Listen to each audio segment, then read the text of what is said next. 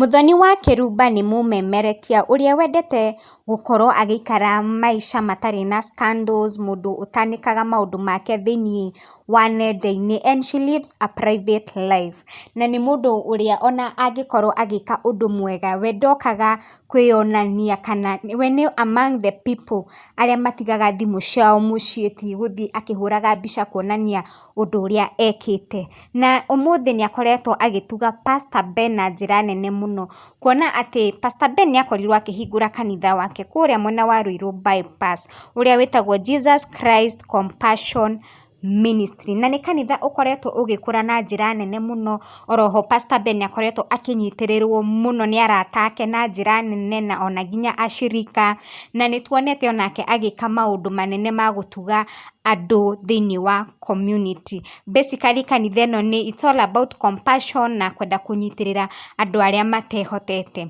Na through this church nĩ tuonete andũ makĩrutĩra, amwe makaruta matawa, andũ makanyitana makagũra tent, angĩ makanyitana magakorwo makĩgũra solar panel, maũndũ ta mau na maũndũ maingĩ. Na rĩu Muthoni wa Kirumba nĩ one of those people arĩa makoretwo makĩrutĩra na njĩra ĩyo nene mũno, na kĩheo kĩrĩa akorirwo akĩhe Muthee Kiengei, it is worth 195,000, ũndũ ũrĩa ũtigire Pastor Ben ena maithori ma gĩkeno mũno. Oroho gũkorwo akĩaga gwĩtĩkia atĩ Muthoni wa Kirumba no akorwo akĩmũtuga na njĩra nene ũũ, na nĩ akorirwo akĩmahe kĩheo kĩa microphone, na ũndũ ũrĩa ũtũmire Pastor Ben akorwo akĩyũria kana we nĩ worth kũhũthĩra microphone ya mbeca nyingĩ ũguo. Oroho agakorwo agĩcokeria Muthoni wa Kirumba ngatho, na ũũ nĩguo Pastor Ben akorirwo akiuga: If someone can invest her own 195k for you,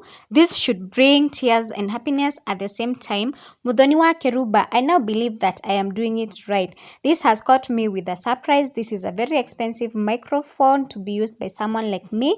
Ngai akũrathime. Na ũndũ ũcio nĩ ũtũmĩte mafans makorwo makĩyumĩria na njĩra nene mũno gũkorwo magĩkũngũĩra Muthoni wa Kirumba, kuona atĩ we atuganaga no ndokaga kwĩyonania kũrĩ andũ, nĩ andũ acio matugwo makoragwo magĩũka gũcokia ngatho. Na ũũ nĩguo Veronica Wahome akorwo akiuga: Very impressive. I love Baby Top cause she do things surprisingly and privately.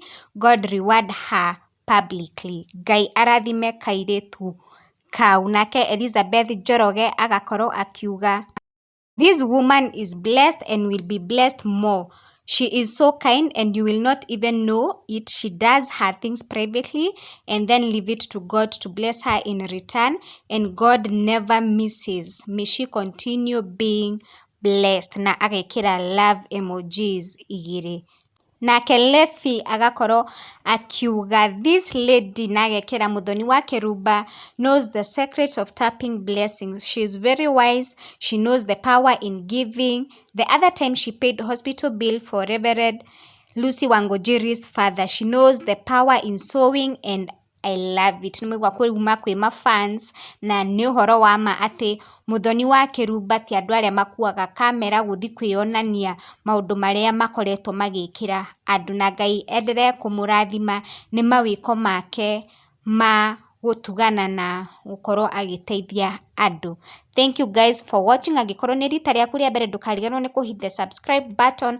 Angĩkorwo nĩ gũcokereria rita rĩngĩ, thank you for always supporting this channel, na tuonane in the next video. Bye bye.